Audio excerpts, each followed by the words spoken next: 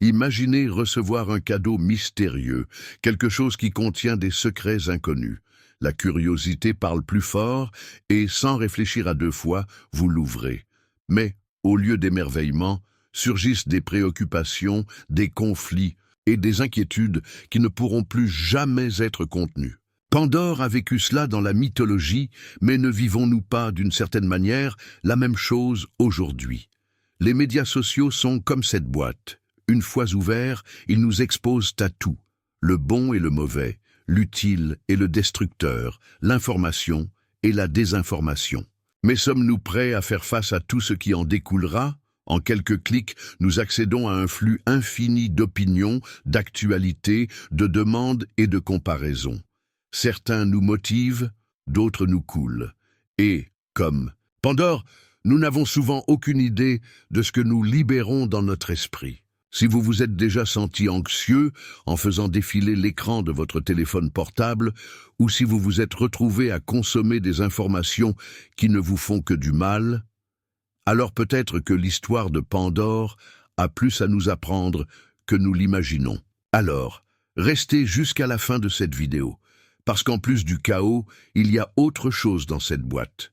Quelque chose qui, si nous savons le voir, peut changer la façon dont nous gérons le monde numérique et nous-mêmes. Chapitre 1. La boîte et l'algorithme. L'invitation irrésistible. Pandore n'a pas ouvert la boîte par malveillance. Elle était animée par quelque chose que nous ressentons tous, la curiosité. Le désir de savoir ce qui est caché, de comprendre ce qui nous est interdit. Et aujourd'hui, cette curiosité porte un nouveau nom, l'alimentation infinie. Chaque défilement revient à soulever petit à petit le couvercle de cette boîte numérique. L'algorithme connaît nos goûts, nos peurs, nos envies. Il nous montre exactement ce qui déclenche les réactions, ce qui nous maintient accrochés plus longtemps. Et donc, sans nous en rendre compte, nous tombons dans le piège. Ce qui devait être un simple coup d'œil devient une heure perdue. Ce qui a commencé comme un divertissement se transforme en comparaison, en indignation et en excès d'information. Comme Pandora, nous sommes poussés par l'impulsion d'ouvrir une autre vidéo, un autre article d'actualité, une autre discussion. Mais sommes-nous prêts à affronter tout ce qui va avec? Si autrefois une boîte scellée gardait l'inconnu, aujourd'hui, chaque notification nous appelle à quelque chose qui pourrait être un cadeau ou un problème. Qu'ouvrons-nous réellement lorsque nous cliquons? Chapitre 2. Que contient la boîte? L'impact invisible de la surcharge d'informations. Une fois que Pandore a soulevé le couvercle, il n'y avait plus de retour en arrière. De l'intérieur de cette boîte surgissaient des douleurs, des désaccords et des inquiétudes qui devenaient incontrôlables. Et aujourd'hui, dans un monde hyper connecté, ce n'est pas très différent. À chaque clic, nous libérons un flot d'informations qui envahit notre esprit sans demander la permission. Des nouvelles alarmantes, des opinions polarisées, des normes de vie et de beauté inaccessibles. Nous ne nous en rendons pas compte, mais tout cela s'accumule en nous. Une avalanche de stimuli qui nous laisse épuisés sans même que nous sachions pourquoi. Avez-vous déjà remarqué comment, parfois, nous terminons la journée mentalement épuisés, même sans avoir rien fait d'aussi exigeant? Le sentiment d'être toujours en retard, de ne jamais en savoir assez, de devoir tout le temps être au courant de tout. Ce n'est pas un hasard, c'est l'effet d'une boîte ouverte sans filtre, d'un flux d'informations qui ne nous laisse pas le temps de respirer. Et le pire, nous ne nous rendons pas toujours compte de l'impact que cela a. Nous pensons qu'il est normal de se sentir anxieux lorsque nous voyons la vie parfaite des autres. Nous trouvons naturel de consommer de mauvaises nouvelles toute la journée et de nous coucher avec un esprit agité. Mais est-ce que ça devrait être comme ça? Pandore ne savait pas ce qu'elle libérait. Et savons-nous ce que nous laissons entrer dans nos vies? Chapitre 3. Le poids invisible. Comment la boîte numérique affecte notre esprit.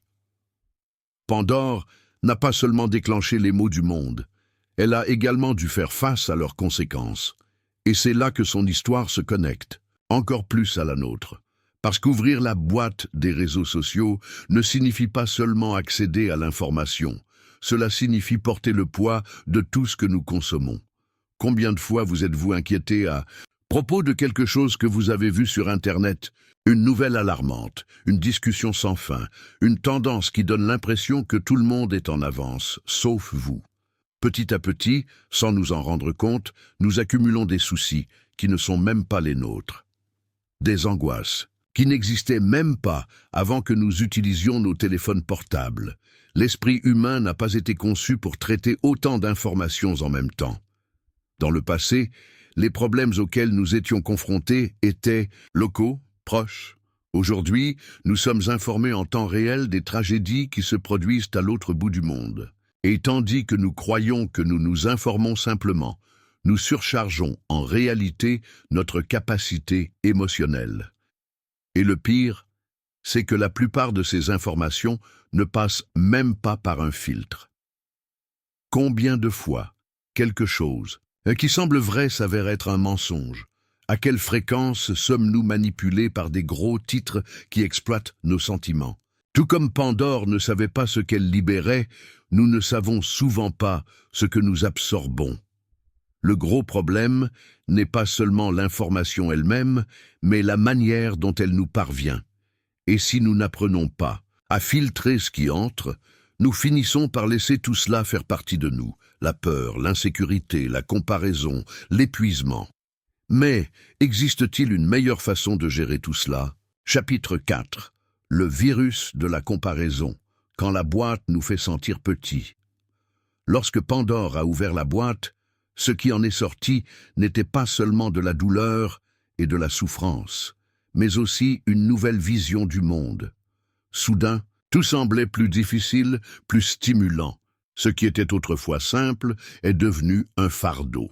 Et si nous nous arrêtons pour y réfléchir, n'est-ce pas exactement ce qui se passe lorsque nous passons trop de temps sur les réseaux sociaux? Pensez-y. Un rapide défilement, et vous verrez des gens voyager à travers le monde, réussir, vivre des histoires qui semblent dignes d'un film. Et puis, sans même s'en rendre compte, ce sentiment inconfortable surgit. Pourquoi ma vie n'est-elle pas comme ça? Le problème n'est pas seulement ce que nous voyons, mais la façon dont nous l'interprétons.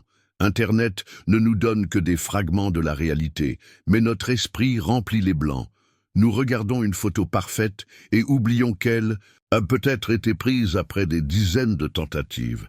Nous regardons une vidéo inspirante et ignorons les difficultés qui ont été supprimées. Nous créons une comparaison injuste entre notre vie réelle et la version modifiée de la vie des autres. Et ce cycle peut être dangereux. Plus nous nous mesurons à l'aune de normes irréalistes, plus nous nous sentons inadéquats. Et ce qui était censé être un outil de connexion se transforme en un instrument d'auto-sabotage. Nous commençons à douter de nos réalisations, à sentir que nous ne sommes pas sur la bonne voie, à nous mettre la pression pour être quelque chose dont nous ne savons même pas si nous le voulons vraiment. Mais cette comparaison a-t-elle un sens? Est-il judicieux de juger notre parcours en fonction de ce que les autres choisissent d'afficher? Sommes-nous, comme Pandore, guidés par quelque chose que nous n'aurions jamais dû laisser entrer? La bonne nouvelle est que, tout comme nous, avons ouvert cette boîte, nous pouvons également apprendre à la fermer. Chapitre 5. Le filtre de la réalité. Comment créer un espace numérique sain? Tout comme Pandore ne savait pas ce qu'elle libérait, nous n'avons souvent aucune idée de ce que nous libérons dans notre esprit lorsque nous consommons des informations sur Internet. Cependant, tout comme nous pouvons choisir ce que nous mettons dans nos maisons ou dans notre corps, nous pouvons également choisir ce qui entre dans notre esprit. Et ce choix est crucial. Imaginez un filtre, quelque chose de simple mais puissant qui peut bloquer ce qui n'est pas bon, tout en laissant passer seulement ce qui est constructif. Dans le monde numérique, un filtre comme celui-ci ne signifie pas tout supprimer, mais plutôt prendre le contrôle de ce que nous consommons. Car comme nous l'avons vu, l'impact de trop d'informations, de comparaisons et de négativité peut être dévastateur si nous n'y prêtons pas attention.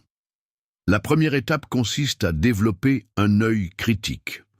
Lorsque vous tombez sur quelque chose, demandez-vous, est-ce que cela ajoute vraiment de la valeur à ma vie?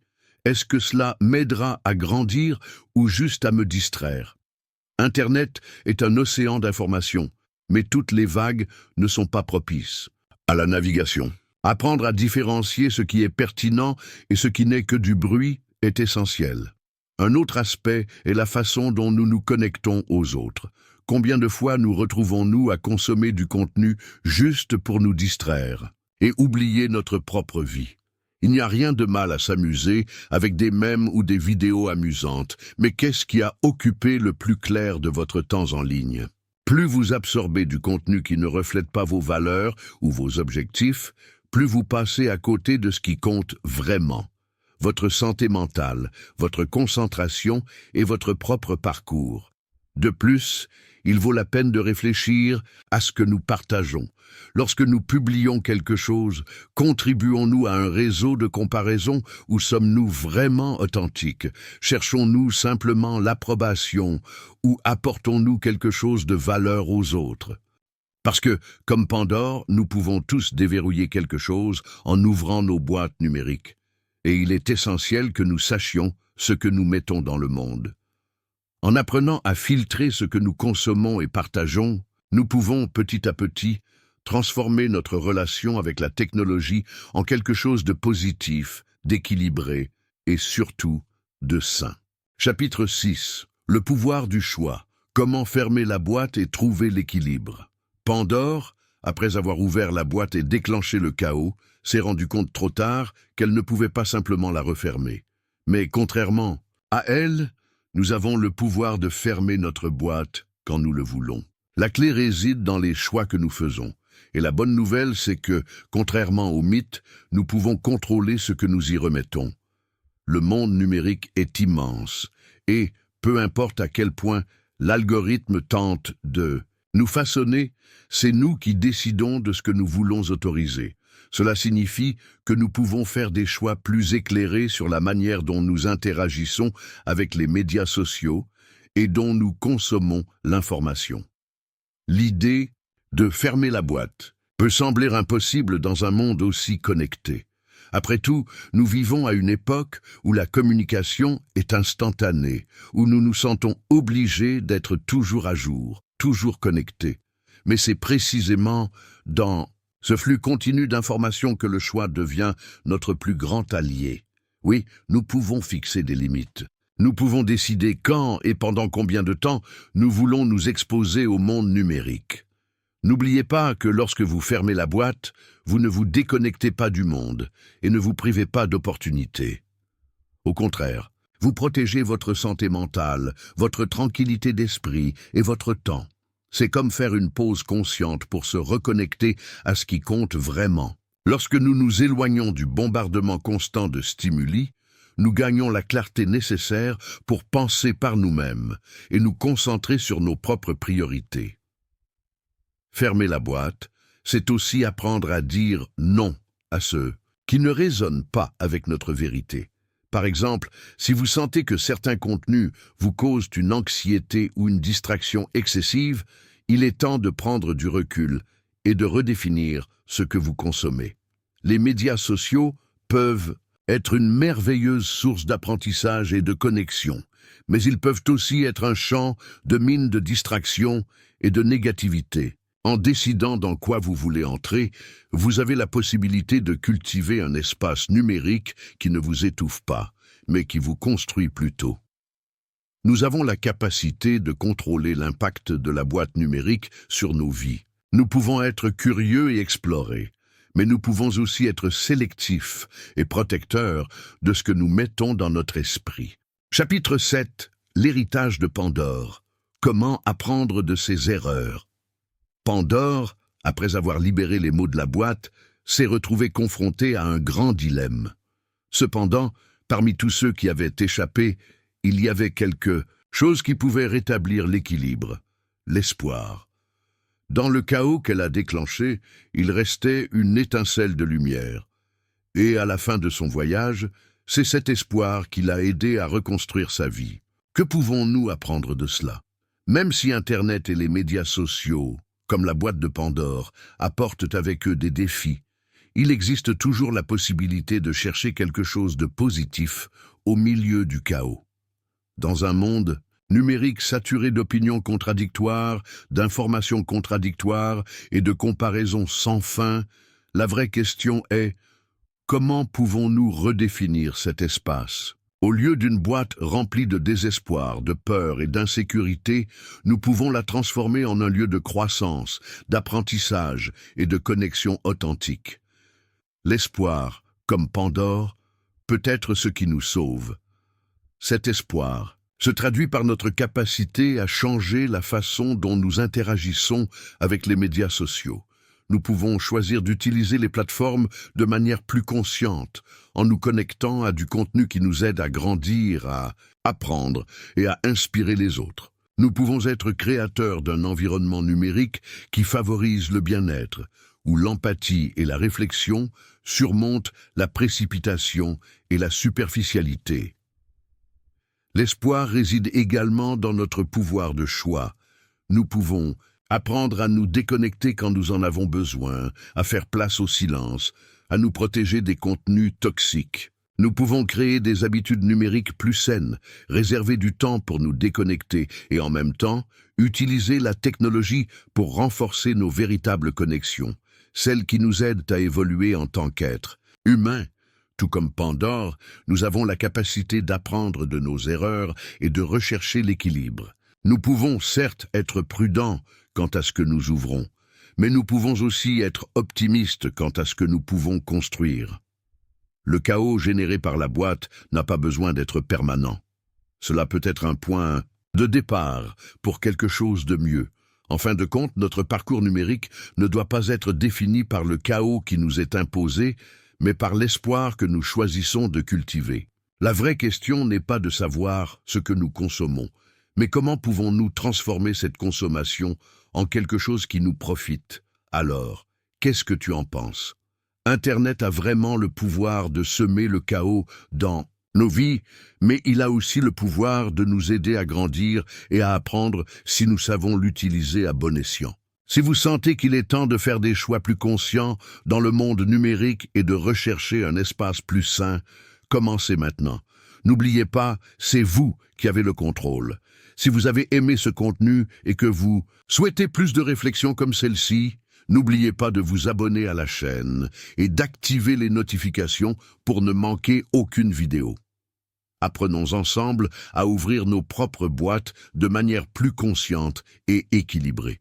On se retrouve dans la prochaine vidéo.